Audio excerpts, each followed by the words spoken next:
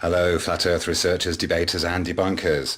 This is Sam the Soldier, and he lives on the Flat Earth. He's a Flat Earth warrior, if you like. And all he's interested in is trying to explain how he sees the world. He hasn't been programmed with the idea that he's on a ball spinning through space at thousands of miles an hour, because he looks at the world as it is. He doesn't try and work out on paper with numbers what he's seeing, because when he fires a shot, he doesn't do any math in his head. He doesn't take note of the Coriolis effect. He just fires his gun with his instinct. And when he doesn't think about it too much, and he relies on his natural ability to aim and fire, he usually hits his target.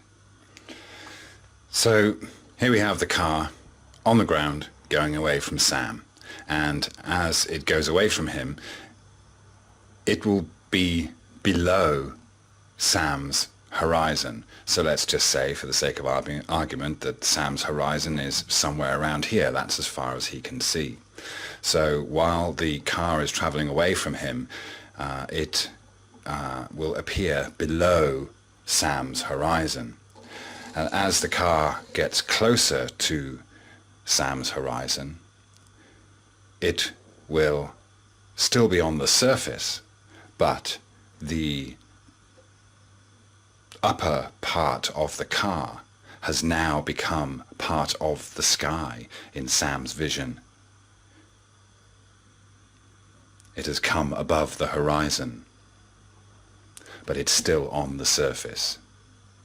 And of course, Sam's view across the surface, being quite close to the surface, means that by this time all the detail across the surface that he can see compared to the vast sky is very much condensed in his eyes, in his vision. All this surface is all the information of light bouncing off of the surface into Sam's eyes, where Sam is, where his eye level is, creating his unique horizon.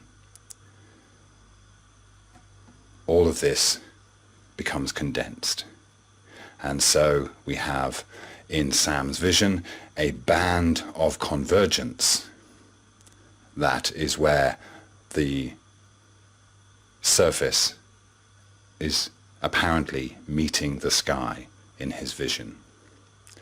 The vast, vast sky, which Sam can see a lot more of. So this is why something that is on the surface, like a ship or a car, in the distance, as it approaches the horizon, appears to blend in with the horizon, the vanishing point. It reaches a point where the detail at the back of the car, the lower half of the car, is obscured, blurred, because there's so much information coming across this greater distance between the car and Sam. But he can still see the top half, because that's in the sky half of his field of view by now, and it's above the horizon. So if this car then takes off and floats above the ground, somewhere that's higher than Sam's eye level,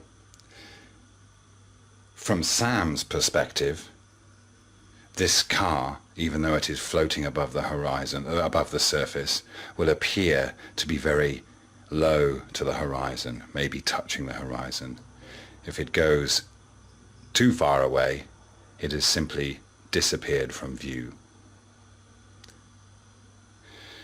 So the car comes towards Sam in the air, and by now Sam has got to look up at the car, and he knows that looking up at the car means it is closer to him, when it was over here at the same height, it was further away from him and so appeared to be lower to the horizon.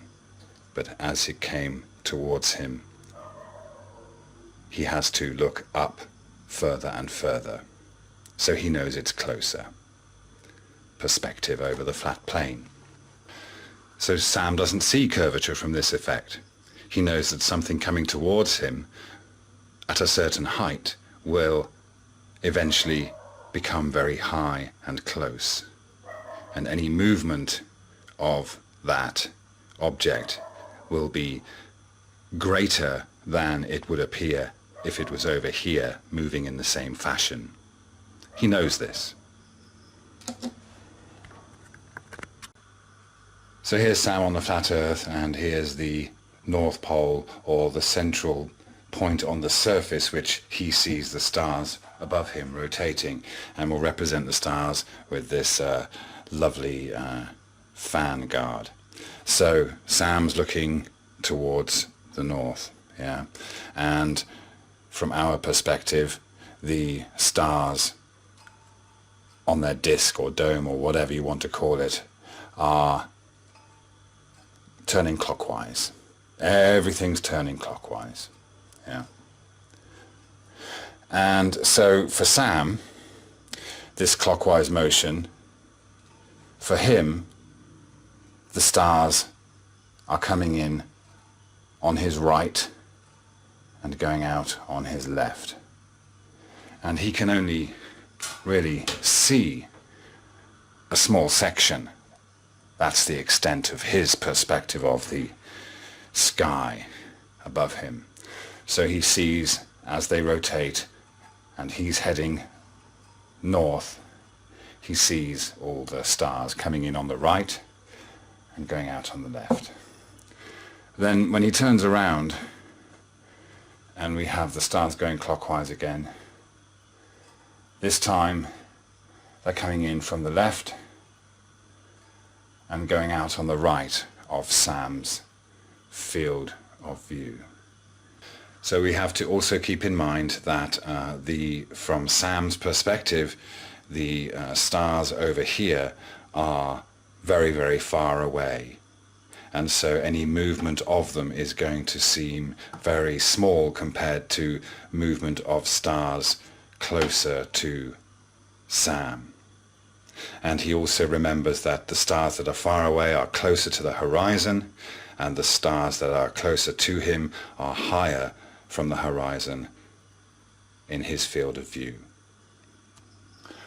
So when you can see the world the way Sam sees the world, from his perspective, or the individual perspective, you understand that perspective is the imaginary curve.